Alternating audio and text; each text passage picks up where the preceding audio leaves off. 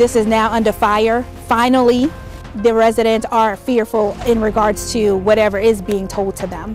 I just don't think it's fair for people to live in that condition. This is traumatic for these families. I mean, they're displaced.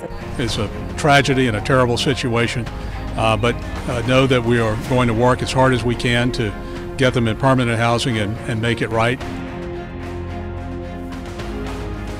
Evacuated residents will not be returning to the Allen Benedict Court Apartments here in Columbia. The announcement comes after 2 men died there and lethal code violations were uncovered inside the housing facility.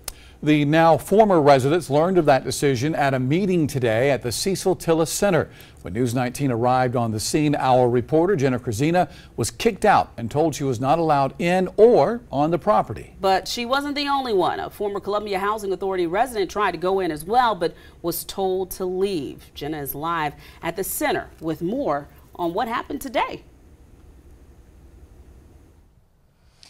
Good evening, JR and Darcy, and that's right. It's been quite a series of events here at the Cecil Tillis Center, and as you said, I tried to go into the meeting around 10 a.m. this morning once we got word that residents from Allen Benedict Court were going to be inside here with the Columbia Housing Authority. When I went in, I was told that I needed to get off of the property, not just get out of the building, but also I couldn't be anywhere on the premises, so I had to go across the street. But as you said, I wasn't the only one. Take a look. I was told that I could not go into the meeting because I was not a resident. I was also treated very badly. Tina Torres used to live at Columbia Housing Authority owned property, but she says the same issues she faced back then are no different than what current Allen Benedict Court residents have been dealing with, except now 411 people are still left without permanent housing. I was not surprised.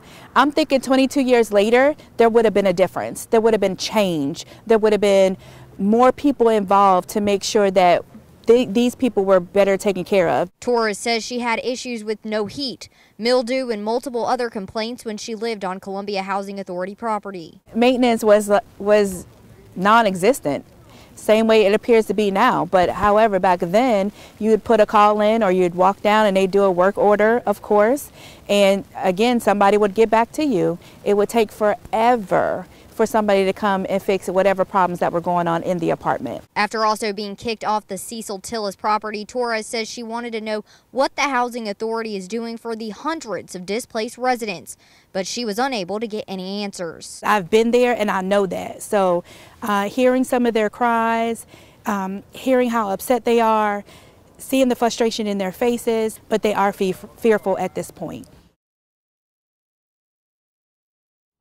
And we did get word today that the residents of Allen Benedict Court will not be able to enter back into their homes at the apartment complex. But those residents are still being shuffled around between temporary housing, whether it be a hotel or a shelter set up in place. But we still do not know exactly how long it will be before 411 residents will have permanent housing. Back to you guys in the studio. Jenna, thank you.